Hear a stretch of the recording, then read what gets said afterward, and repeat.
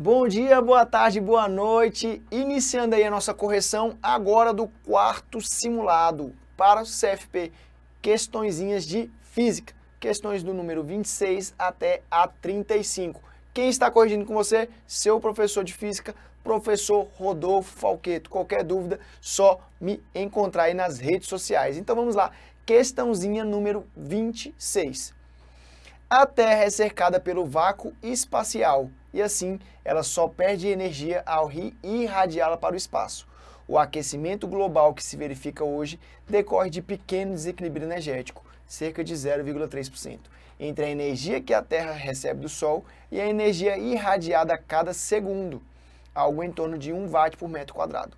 Isso significa que a Terra acumula anualmente cerca de 1,6 vezes 10 a 22 joules. Considere que a energia necessária para transformar 1 kg de gelo a 0 graus em água líquida seja igual a 3,2 vezes 10 a quinta joules. Se toda a energia acumulada anualmente fosse usada para derreter o gelo nos polos a 0 graus, a quantidade de gelo derretida anualmente em trilhões de toneladas estaria em... E qual é o X dessa questão? Vamos lá ver as estatísticas aqui, ó. 35 pessoas aí acertaram, a maioria colocaram a alternativa B. E como que a gente faz para calcular essa informação? A questão passa um monte de dado que não vai servir para nada. Essas 3 primeiras linhas aqui, enchendo linguiça, não serve para nada. A nossa questão começa aqui, ó. E o que ele está falando para a gente? Que a Terra acumula anualmente cerca de 1,6 vezes 10 a 22 joules de calor. E ele fala que para transformar 1 kg de gelo de 0 graus em água líquida seja 3,2 vezes 10 a quinta joule. E ele pergunta se toda energia acumulada anualmente, qual é toda a energia acumulada? 1,6. Questãozinha aqui de interpretação de texto. Fosse usada para derreter o gelo nos polos a 0 graus, a quantidade de gelo derretida anualmente em trilhões. Então, a gente tem que fazer uma simples regrinha de 3. Seria simples se não tivesse isso aqui, ó, que vai complicar um pouco a nossa questão, mas não é nada para criar pânico. Então vamos lá, 3,2 vezes 10 a quinta derrete quantos quilos de gelo? 1 quilograma de gelo. Derrete, transforma 0 graus gelo em 0 grau líquido, beleza? Então, 1,6 vezes 10 a 22 vai transformar quantos quilos? X quilograma. E essa é a nossa regrinha de 3. A gente tem que descobrir quantos quilos de gelo serão derretidos com essa quantidade de calor. 1,6 vezes 10 a 22 joules. Então, X quilo vai ser igual a 1,6 vezes 10 a 22 dividido por 3,2 vezes 10 a quinta. Olha aí, eu multipliquei aqui, depois eu joguei o 3 dividindo o 1,6. Então, X quilos, X, quantidade de massa derretida vai ser 1,6 dividido por 3,2, 0,5. Por quê? Isso aqui é a metade de 3,2. Multiplicado por 10, 10 a 22 dividido por 10 a quinta, é a mesma coisa que 10 a 22, menos 5. Quando é divisão, eu subtraio. Então, 10 a 17. Beleza? Isso aqui, então, vai ser igual a X em quilograma, vai ser igual a 5 vezes 10 a 16. Se eu jogar a vírgula para cá, eu diminuo o número do meu expoente. Então, a minha resposta está aqui, ó. 5 vezes 10 a 16. Beleza? Já poderia automaticamente marcar aqui, ó. 5, porque 5 está aqui entre 4 e 6, se eu fosse bisurado e se eu tivesse coragem. Mas não, vamos calcular para chegar na resposta certa, porque ele quer saber em trilhões de toneladas. Isso aqui está vezes 10 a sexta, então tem que descobrir em trilhões de toneladas quanto seria. E para isso eu tenho que lembrar que toneladas é igual a 1000 quilos. 1000 quilogramas. que é igual a 10 à terceira quilos. E trilhão é igual a 10 a 12 quilogramas. Para isso, professor, não lembro quanto que é em quilogramas. Vai fazendo zerinho, ó. 1000, milhão, bilhão, trilhão. 3, 6, 9, 12 zeros. Por isso fica 10 a 12. Então, para calcular isso aqui, é só fazer 5 vezes 10 a 16. O que eu vou calcular agora? Quantidade de trilhões de toneladas que eu vou conseguir derreter com essa quantidade de calor. Dividido por 10 à terceira, multiplicado por 10 a 12. Por quê? Porque é trilhão de tonelada.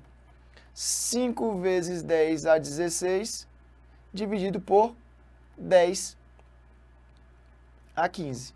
Isso aqui vai ser igual a 5 vezes 10 a 1.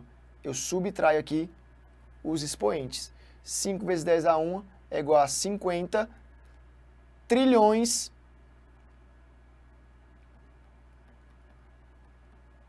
de toneladas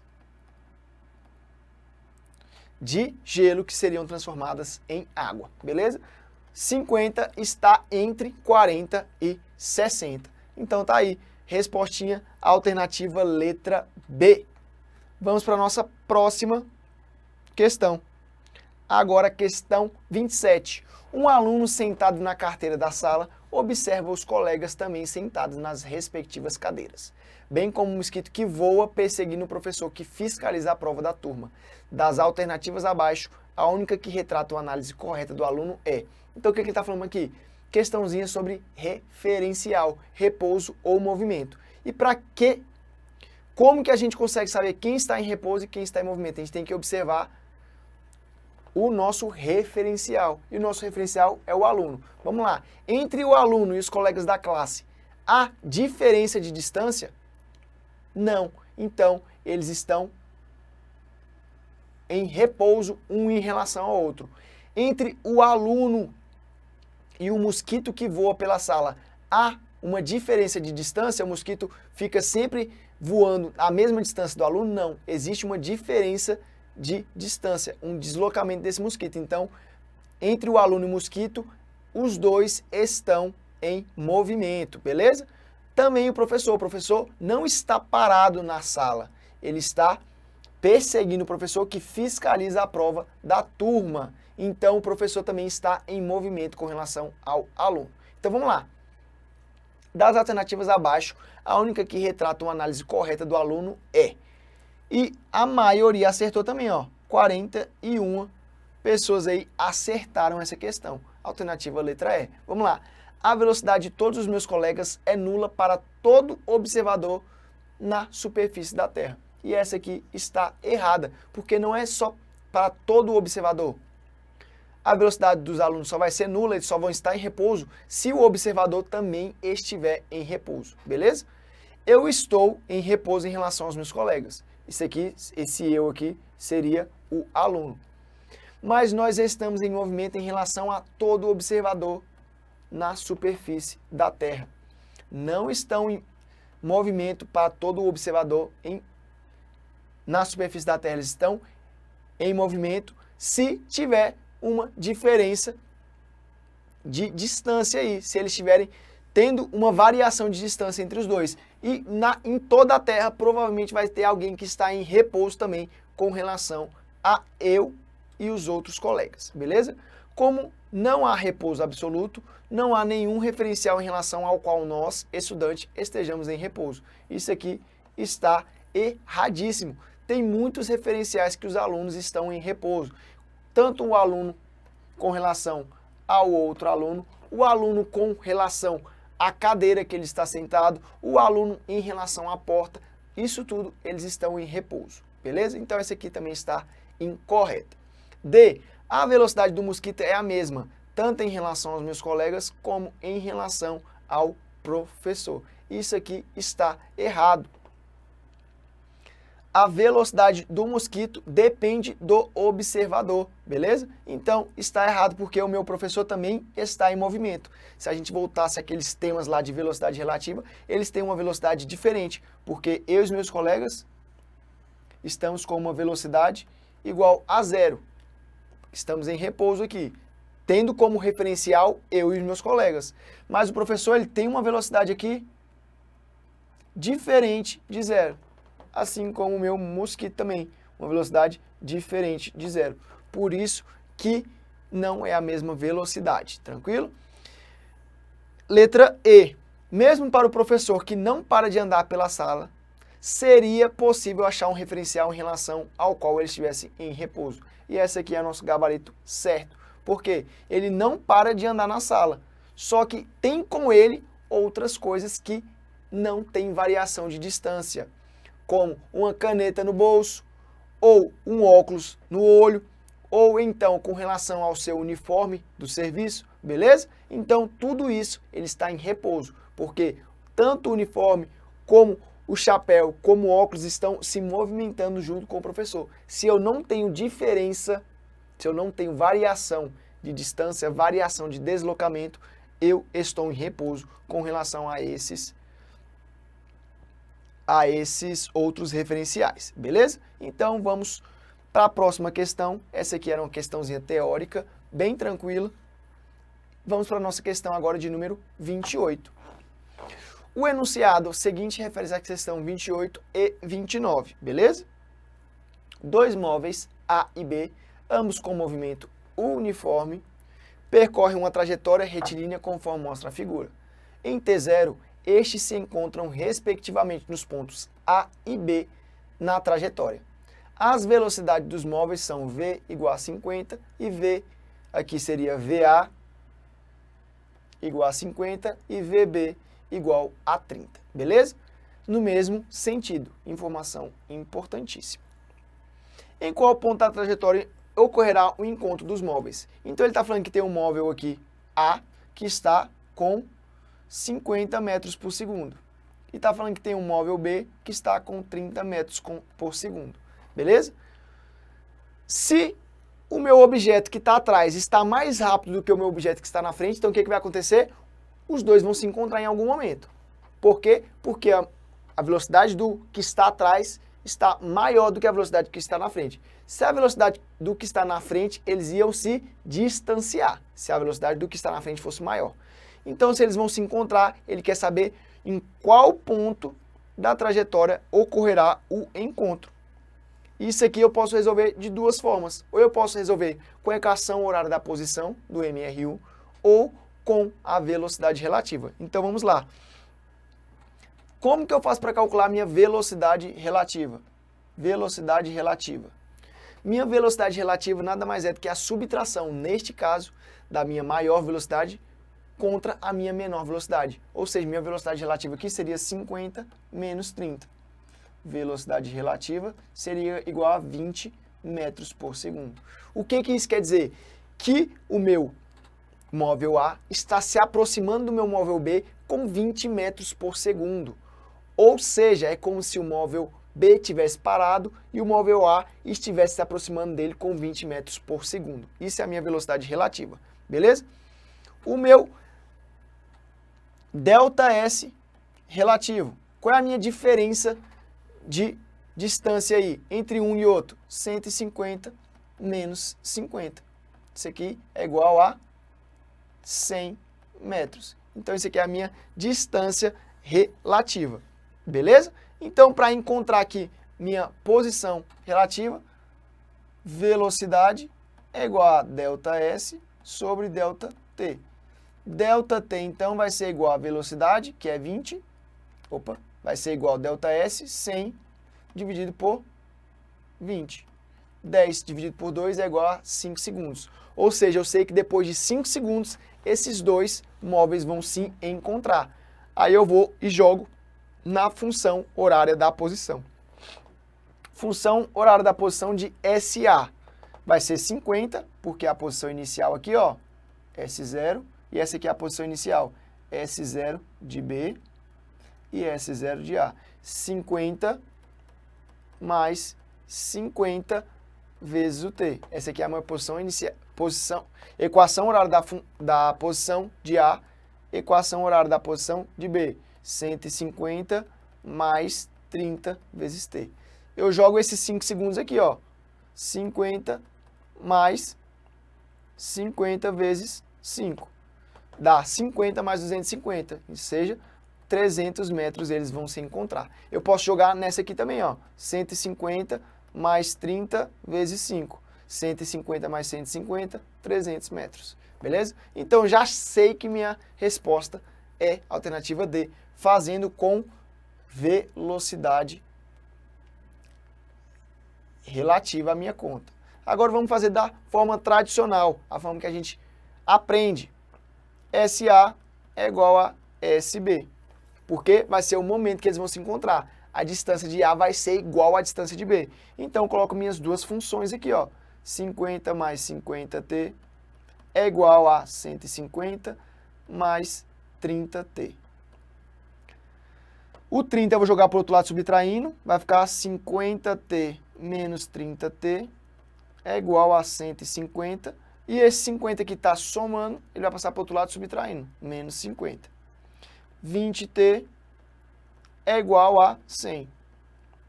T é igual a 100 dividido por 20. Corta, corta, t é igual a 5 segundos. Chegamos à mesma resposta daqui, que a gente encontrou com a velocidade relativa. 5 segundos, eu ia lá e substituía em qualquer uma desses t's aí e encontrar a minha resposta. A alternativa D. Fechou? Então, vamos agora para a nossa questão de número 29. E também tem como eu calcular com velocidade relativa. Qual foi a velocidade relativa que a gente encontrou? Calma aí. Essa aqui, 46 pessoas acertaram. Uma questão bem tranquila aí, bem simples de cinemática que a gente estuda aí nas nossas aulas. E essa aqui, 40 pessoas acertaram. Em que instante a distância entre os dois móveis será de 50 metros? Então ele está perguntando em qual tempo a distância aqui de A para B vai ser de 50 metros. E tem como eu fazer com velocidade relativa também, ó. Velocidade relativa, a gente já viu que é igual a 20. Meu ΔS relativo é igual a 100. E ele quer saber, igual a 100 não, igual a 50, ele quer saber a diferença aqui, ó, entre 50. E meu ΔT é o que eu quero descobrir. Olha como é fácil. ΔT vai ser igual a ΔS sobre velocidade média. Vai ser igual a 50 dividido por 20. Corta, corta. 5 dividido por 2 é igual a 2,5 segundos. Então tá aí, nossa respostinha. Professor, não entendi velocidade relativa, quero fazer da forma tradicional. Vamos lá, ó. Ele fala que a diferença entre os dois móveis será de 50 metros. Então, ΔSB menos ΔSA tem que ser igual a 50. Qual que é meu ΔSB? Função horária da posição. S0 mais V0T menos S0 de A mais V0T, isso aqui, parêntese, é igual a 50. Beleza? Então, 150 mais 30T menos 50 mais 50T é igual a 50. Ele está falando aqui, ó, que a diferença das duas posições tem que ser igual a 50. Então, a gente vai calcular a diferença das posições, sendo que o resultado tem que ser igual a 50. Então, vai ficar 150 mais 30T menos 50 menos 50T é igual a 50. Beleza? 30 menos 50 vai ser menos 20T mais 100 é igual a 50. Eu vou passar o 20T para o outro lado e o 50 para este lado aqui. Então, vai ficar 20T é igual a 100 menos 50, que é igual a 50. T vai ser igual a 50 dividido por 20, que é a mesma coisa. 5 dividido por 2 é igual a 2,5 segundos. Olha aí como foi mais fácil. Com 3 linhas a gente matou a questão. E essa aqui precisou de 1, 2, 3, 4, 5, 6, 7 linhas para a gente chegar na mesma resposta. Beleza? Então, treinem velocidade relativa aí para o dia da sua prova. Beleza? Questão 29, então, gabarito letra B. Parabéns aos 40 alunos aí que acertaram esta questãozinha. Agora vamos para 30. Questão de número 30. Um corpo de 4 quilos descreve uma trajetória retilínea que obedece à seguinte equação. X é igual a 2 mais 2t mais 4t ao quadrado, onde x é medido em metros e t em segundos. Conclui-se que a intensidade da força resultante do corpo em newtons vale. E aqui 39 alunos acertaram a alternativa E, que era a alternativa correta. O que eu tenho que fazer nessa questão, professor? Não entendi nada. Olha aqui, ó. Ele quer saber a intensidade da força resultante do corpo. Que corpo? Deste corpo aqui, que tem 4 quilos e descreve uma trajetória retilínea obedecendo essa equação. Beleza? Força resultante. Como é que eu faço para descobrir, professor? Força resultante é igual a massa vezes a aceleração. Beleza. A massa eu tenho, professor. Força resultante é igual a 4 quilos vezes a aceleração. A aceleração eu não tenho, mas ele te passou a função horária da posição deste corpo. Quando você observar na sua prova um número sem incógnita, um número com uma incógnita de primeiro grau e um número aqui multiplicando incógnita de segundo grau, ou seja, elevado a 2, eu já tenho logo que lembrar disso aqui, ó. Mais AT ao quadrado, isso sobre 2. Olha aí, ó, é a mesma coisa, ó. Esse aqui é igual a x, esse aqui é igual a 2, esse aqui é igual a 2 vezes t, e este aqui é igual a 4 vezes t ao quadrado. Beleza, professor, então a minha aceleração é igual a 4.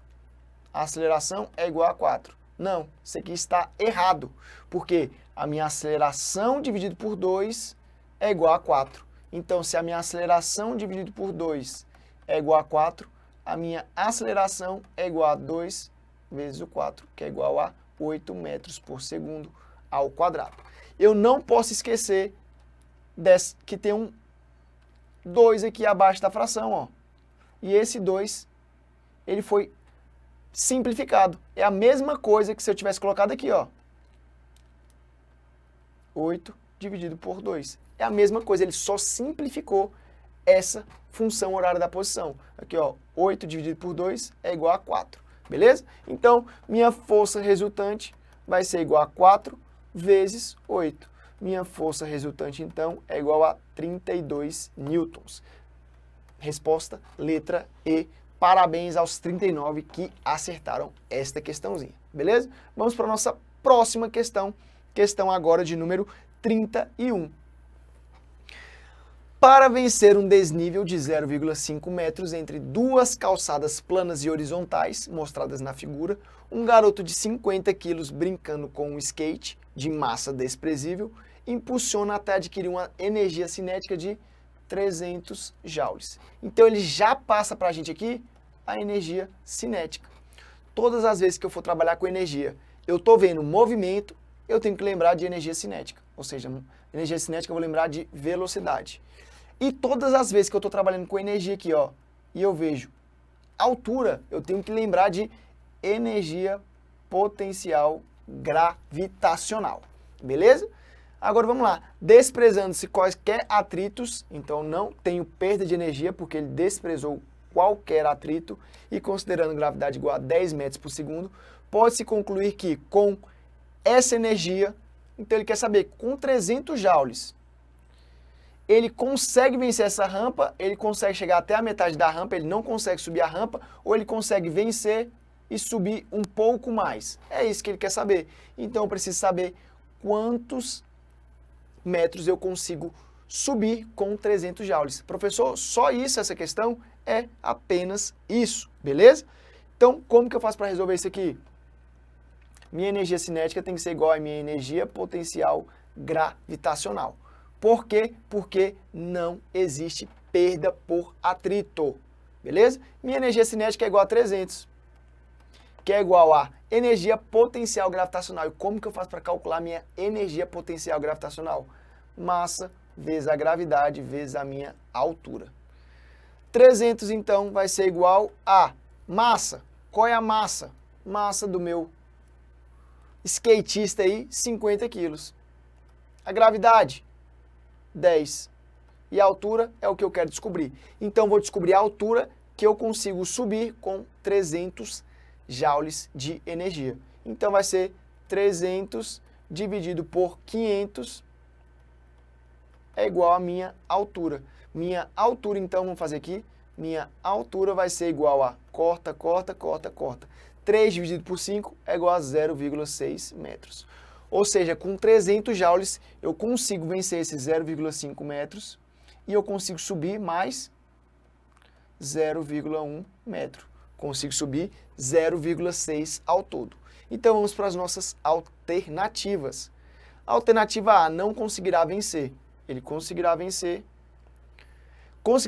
somente metade, não é metade, ele conseguirá vencer tudo. Conseguirá ultrapassar metade do desnível, mas não conseguirá vencê-lo totalmente. Está errado também. Letra D, não só conseguirá vencer o desnível, como ainda lhe sobrarão pouco menos de 30 joules. Agora a gente tem que descobrir quantos joules vão sobrar. Não só conseguirá vencer o desnível, como ainda lhe sobrarão mais de 30 joules. Como que eu vou fazer para descobrir a quantidade de joules que restam para este skatista? Aqui, ó,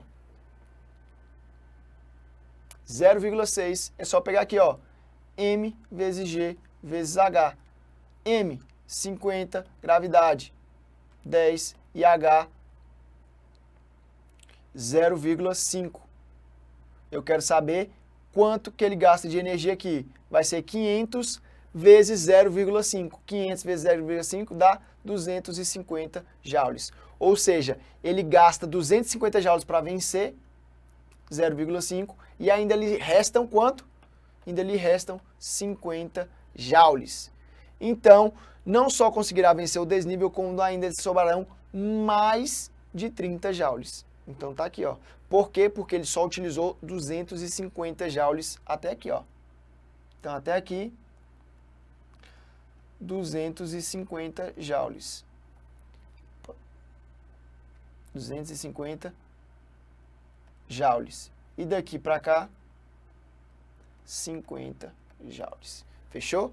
Então, a alternativa da questão 31, como 40 pessoas aqui acertaram, é a alternativa letra E. Fechou? Vamos para a nossa questão de número 32, talvez uma das questões mais simplesinhas da nossa prova. Ele passa aqui um esquema de massa-mola em equilíbrio e pede para a gente calcular a força desse dinamômetro aqui. Os corpos de massa M1 igual a 6, vou colocar aqui, ó, 6, M2 igual a 3, M3 igual a 4, são mantidos em repouso pelo dinamômetro conforme a figura. Aqui, ó, são mantidos em repouso. Considerando a aceleração da gravidade igual a 10 metros por segundo ao quadrado e desconsiderando eventuais forças de atrito e a massa da corda, então é para desconsiderar força de atrito e massa da corda, a leitura do dinamômetro e o dinamômetro ele vai fazer a leitura da força que vai ser aplicada aí nele, beleza? Então, 45 pessoas acertaram a nossa resposta aí, alternativa letra D. Beleza, professor? Agora me explica por que é a letra D. Aqui, ó, a gente tem que pensar isso aqui em dois blocos. Aqui, ó, eu tenho este bloco aqui, M1, M2, que vai estar puxando a minha corda para cá, para a esquerda. E eu tenho o M3 mais o dinamômetro, que vai estar puxando minha corda para cá. Aqui eu tenho o M1 mais M2, beleza? Então, quais são as forças que estão atuando aqui? Eu tenho a força desses dois blocos aqui, vou chamar aqui de peso 1. Eu tenho a força do bloco M3, que eu vou chamar aqui de P3, e eu tenho a força do dinamômetro. Então eu tenho que somar tudo que está na esquerda e essas forças têm que ser igual às forças que estão à direita. Por quê? Porque eles estão em repouso. Se eles não tivessem em repouso, se M2 mais M1 tivesse mais força do que M3 mais o dinamômetro, esses dois blocos desceriam. Se M3 e dinamômetro tivessem mais força do que M2 e M1, o M3 desceria e a mola seria aí compactada, beleza? Então, vamos lá. O que eu tenho de informação? Eu sei que o meu peso 1 tem que ser igual ao meu peso, eu coloquei peso 3 aqui, mais o dinamômetro, porque é ele que vai fazer a força desse outro bloco aqui. Então vamos lá, meu peso 1, o que é? M1 mais M2 vezes a minha gravidade. É igual a peso 3, o que é peso 3? M3 vezes a minha gravidade, que é igual ao meu dinamômetro. M1 mais M2, 9 vezes 10, 90. É igual M3 vezes 10, vai ser 4 vezes 10, 40. Mais o meu dinamômetro. Então, a força que meu dinamômetro tem que fazer tem que ser igual a 90 menos 40, que é igual a 50 newtons. E essa aqui era uma questão bem tranquila. Você poderia observar que aqui eu tenho 30 newtons e aqui eu tenho 60. Se aqui eu tenho 40, aqui eu tenho X. Era fácil de descobrir também, beleza? Então, 50 newtons é a força que meu dinamômetro precisa fazer para que esses blocos fiquem em equilíbrio. Tranquilo? Então, parabéns aí aos 45 que acertaram esta questãozinha. E vamos para a nossa questão de número 33. Olha aí que questão boa e um pouco complicadinha. Considere o microsistema abaixo formado por duas pequenas peças metálicas, peça 1 e peça 2, presas em duas paredes laterais. Observamos que na temperatura de 15 graus Celsius, a peça 1 tem tamanho igual a 2 centímetros. Peça 1, então, 2 centímetros. E a peça 2 possui apenas 1 centímetro de comprimento, 1 centímetro. Ainda nessa temperatura, as peças estavam afastadas apenas por uma pequena distância d, igual a 5 vezes 10 a menos 3. Já vou colocar aqui, ó, 5 vezes 10 a menos 3, o quê? Centímetros. Sabendo que o coeficiente de dilatação linear de A é igual a 3 vezes 10 a menos 5, já vou colocar aqui, ó, alfa. 3 vezes 10 a menos 5. E que a peça 2 é alfa, 4 vezes 10 a menos 5, qual deve ser a temperatura do sistema em graus Celsius para que as duas peças entrem em contato sem empenar? Então ele quer saber a temperatura do sistema para que essa peça aqui chegue até essa peça aqui sem empenar e sem desconfigurar esse sisteminha aí. Então ele quer que a variação de L1 mais a variação de L2 não ultrapassem, ou seja, não podem ser maior do que o nosso D. Beleza? Então, para isso, eu preciso calcular a variação de L1, a variação de L2 e colocar os dois iguais a os meus 5 vezes 10 a menos 3 centímetros. Então, vamos fazer aqui, para sobrar espaço, parabéns às 25 pessoas que acertaram, a questãozinha que eu considero complicada aí para fazer no simulado, que é bem cansativa numericamente falando, beleza? Então, vamos lá. Delta, vamos fazer aqui desse lado. Delta L1 é igual a quê? A L0 vezes o alfa vezes a minha variação de temperatura, que é temperatura final menos temperatura inicial, beleza? Meu delta L2 é igual a L0 vezes o meu alfa 2, vou colocar aqui L01, L02, alfa 2, alfa 1, e a temperatura final menos a temperatura inicial. Então tá aí, vamos colocar os valores agora. L0 é igual a 2. Como está tudo em centímetros, a gente pode manter tudo em centímetros, não precisa colocar unidade. Coeficiente de dilatação de 2, 3 vezes 10 a menos 5, vezes a minha variação de temperatura, que vai ser a temperatura final menos a temperatura inicial, que é igual a 15 graus. Beleza? Agora vamos para o nosso segundo aqui.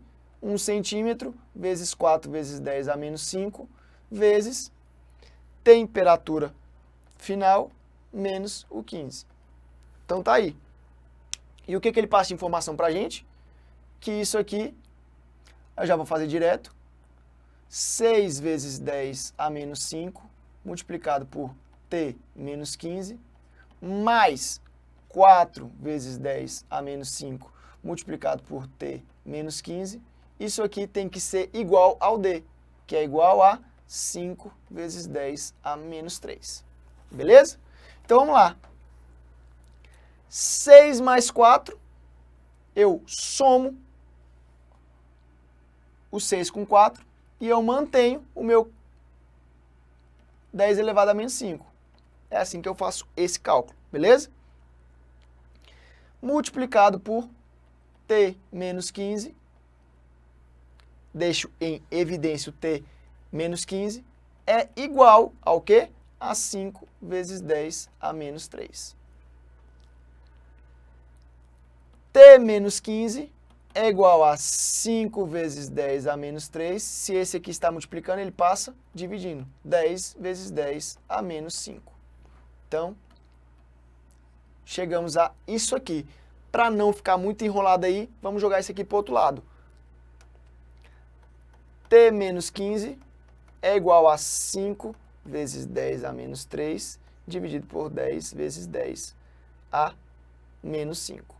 Então, T menos 15 vai ser igual. 5 dividido por 10, eu consigo 0,5. Vezes 10. 10 menos 3, aí aqui eu vou subtrair por menos 5. Então, vai ficar 10 a 2.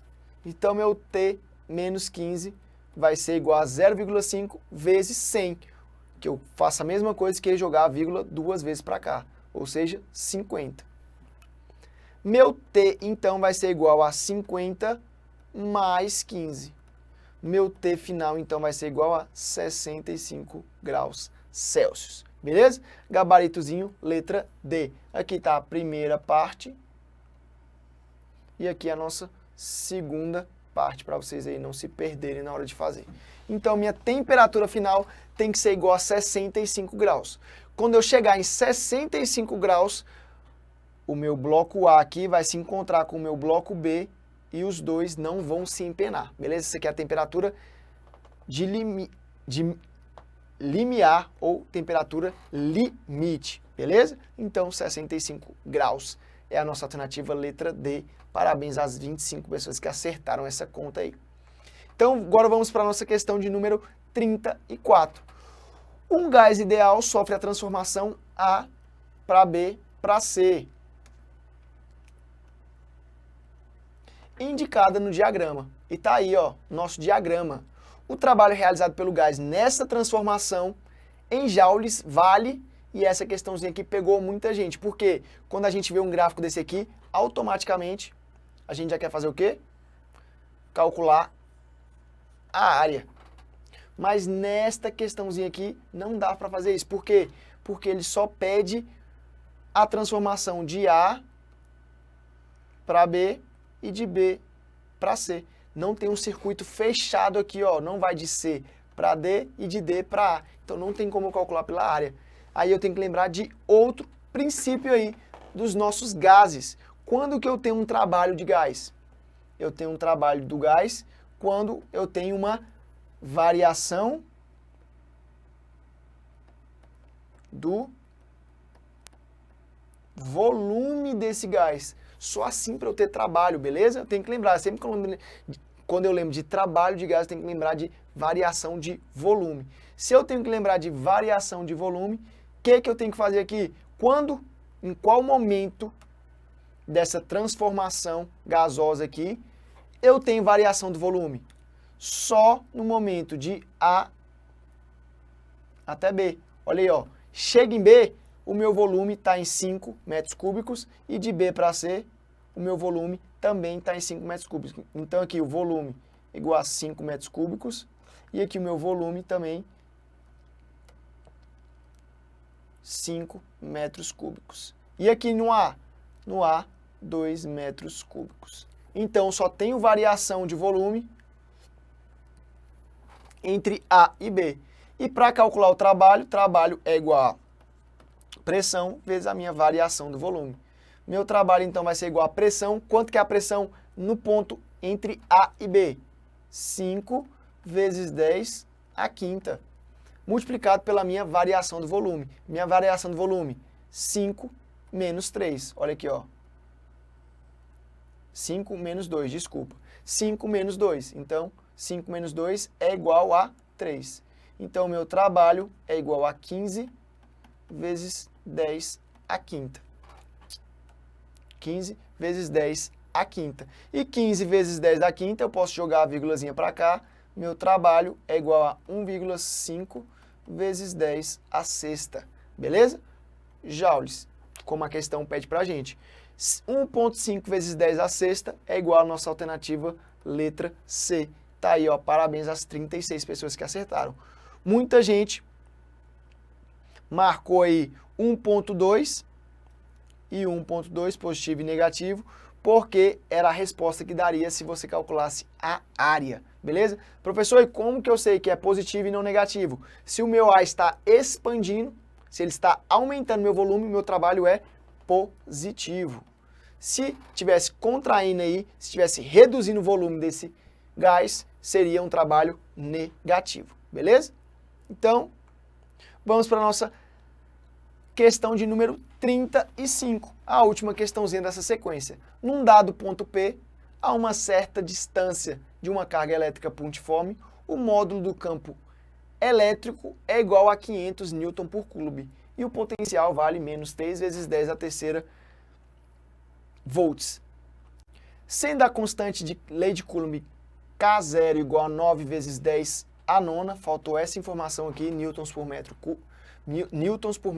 dividido por Coulomb, a distância do ponto à carga e o valor da carga elétrica valem respectivamente. E olha aí, ó, vai ter muita gente que vai falar, pô, professor, eu errei porque estava faltando dado aí da minha constante da lei de Coulomb. Mas, teoricamente, isso aí já teria que ser até uma que você teria que saber de cabeça, beleza? A gente vê aqui, ó, que foi bem perto aqui todas as alternativas e o que a gente conclui com isso? Que a maioria chutou, beleza? Mas parabéns aos 25 que acertaram aí, espero que tenham feito a questão e que tenham realmente acertado. E o que a gente tem de informação aqui? A gente tem o valor do nosso campo vale 500 Newton por Coulomb. E a gente sabe a nosso potencial aí, ó, menos 3 vezes 10 à terceira volts, beleza? Mais o que? Nosso K0, que é igual a 9 vezes 10 à nona, Newton por metro dividido por Coulomb. Agora, a gente precisa de relembrar algumas equações para fazer essa questão. E é por isso que é uma questãozinha complicada que a maioria não conseguiu acertar. Por quê? Porque eu tenho que lembrar que meu potencial aqui é igual a K vezes o meu Q dividido pelo meu D.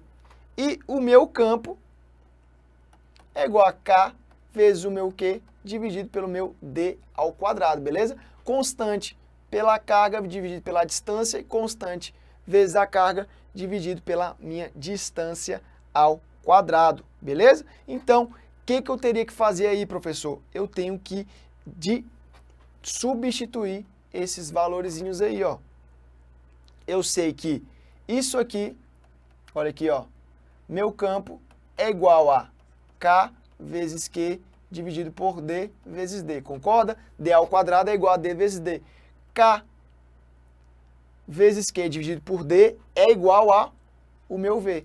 Então, eu sei que o meu campo é igual a meu potencial dividido pela minha distância. E eu teria que lembrar esta equação para conseguir encontrar os dados, beleza? Então, vamos calcular. Eu achei aqui que meu campo é igual a minha potencial dividido pela minha distância.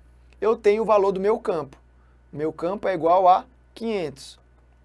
Eu tenho o valor do meu potencial. Meu potencial é igual a menos 3 vezes 10 à terceira. E eu quero descobrir a distância. Aqui, ó, eu preciso descobrir a distância do ponto, a carga e o valor da carga elétrica. Então, primeiro eu vou descobrir a distância. A distância, então, vai ser igual a menos 3 vezes 10 à terceira, dividido por 500. Isso aqui é igual a 3.000 dividido por 500. Opa. 3.000 dividido por 500. Corto. 30 dividido por 5 dá 6. Professor, por que o senhor desfez do sinal? Porque é distância. Não importa se a distância é positiva ou negativa. Para mim, sempre vai ser positivo. Beleza? 6 metros, então, é a minha primeira resposta. Eu já poderia cortar a alternativa C e já poderia cortar a alternativa D. Sabendo a distância, agora eu consigo calcular a minha carga. Eu posso pegar ou a primeira equação que eu encontrei ou a segunda equação. Como eu não quero trabalhar com número ao quadrado, eu vou pegar a primeira, ó. V é igual a constante vezes a minha carga que eu quero descobrir, dividido pela minha distância. Minha atenção, agora sim, o meu sinal positivo ou negativo vai fazer diferença. 3 vezes 10 à terceira. Multiplicado é igual a K, 9 vezes 10 à nona, multiplicado por minha carga, que é o que eu quero descobrir, dividido pela minha distância. Esse 6 eu vou passar para o outro lado multiplicando. Então vai ser menos 18 vezes 10 à terceira é igual a 9 vezes 10 à nona vezes a minha carga. Minha carga, então, vai ser igual a menos 18 vezes 10 à terceira dividido por 9 vezes 10 à nona. Eu passei a minha constante agora dividindo. 18 dividido por 9 é igual a menos 2. Só com isso aqui eu já acertaria a minha questão. Menos 2 vezes 10 elevado a menos 6, porque é 3 menos 9, beleza? Então, menos 2 vezes 10 a menos 6 Coulomb é a minha carga, o valor da minha carga elétrica. Então, alternativa B. Para isso, eu teria que lembrar aí da equação para calcular o meu potencial e da equação para calcular o meu campo com relação à minha constante da lei de Coulomb. Beleza? Então, essa é a nossa última questãozinha dessa prova. 25 pessoas acertaram. Parabéns. Continuem os estudos. Precisando de mim, estou à disposição. Um abraço, então, e bons estudos. Não parem. Valeu!